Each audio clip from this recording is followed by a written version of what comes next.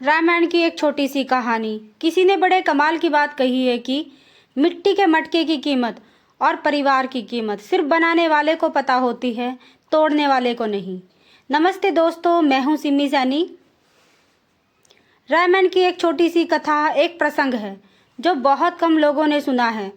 जब प्रभु श्री राम, माता सीता, भ्राता लक्ष्मण वनवास में थे तो अयोध्या में दुख छाया हुआ था। और एक देर रात्रि को जब माता कौशल्या अपने महल के कक्ष में विश्राम कर रही थी तो उन्हें आवाज़ सुनाई दी कि कोई ऊपर है। उनके कक्ष के ऊपर महल की छत पर टहल रहा है। एक दो बार उन्होंने ध्यान नहीं दिया, लगा कि शायद ऐसे ही आवाज़ सुनाई दी होगी।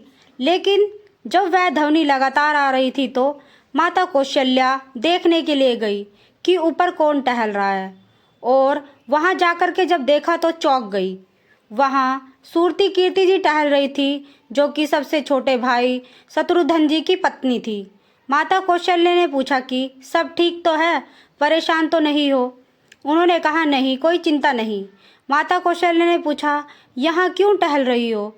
सूरती कीर्ति जी ने पहले तो बताया नहीं, लेकिन फिर बोली कि यहाँ नहीं बता सकती, कक्ष में बताऊंगी, यहाँ कोई सुन लेगा। जब कक्ष में आए तो सूरती कीर्ति जी की आंखें नम हो गई। माता कौशल्या ने पूछा कि शत्रुघ्न कहाँ हैं? सूरती कीर्ति जी ने कहा उन्हें देखे तो 13 वर्ष बीत गए। माता कौशल्या कांप गई। तुरंत सेवकों को बुलाया गया, पालकी तैयार कराई गई और स्वयं बैठ गई पालकी में, देखने के लिए, नगर में घूमने के लिए, पता करने के लिए कि शत्रुघ्न जी कहाँ हैं। पूरे नगर का खोज लिया लेकिन मिले नहीं। अंत में वो जो प्रवेश द्वार था अयोध्या का, जिसके उस पार भरत जी रहते थे नंदीग्राम में, उस द्वार के उस तरफ अंदर की तरफ भीतर एक चट्टान रखी थी, जहां एक युवक है उस चट्टान पर सिरहाना बनाकर लेटा हुआ था। अंधेरा छाया हुआ था, दिख नहीं रहा था कौन है, लेकिन माता कौशल्या को लगा कि यही है शत्रुघ्न। जब वहां पहुंचे तो देखा वाकई में वहां शत्रुघ्न जी हैं, उस चट्टान के सिरहाने लेटे हुए थे। माता कौशल्या ने उन्हें जगाया तो अचानक से बोले प्रणाम करके कि माता आप यहाँ क्यों चली आई? आप किसी को भेज दिया होता, मैं स्वयं आपके पास आ जाता। सब ठीक तो है महल में? माता कौशल्या ने कहा सब ठीक है, लेकिन तुम यहाँ क्या कर रहे हो?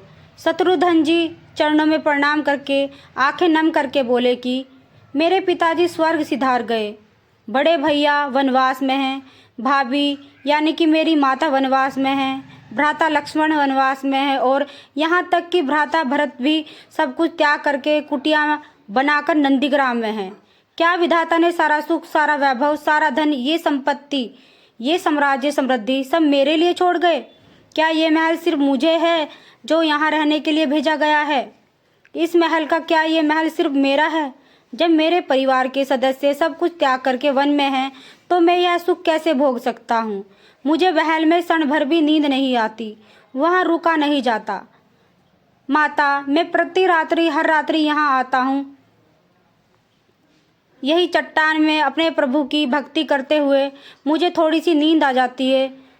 मुझसे महल में रुका नहीं जाता, मुझे वह है महल नहीं सुहाता।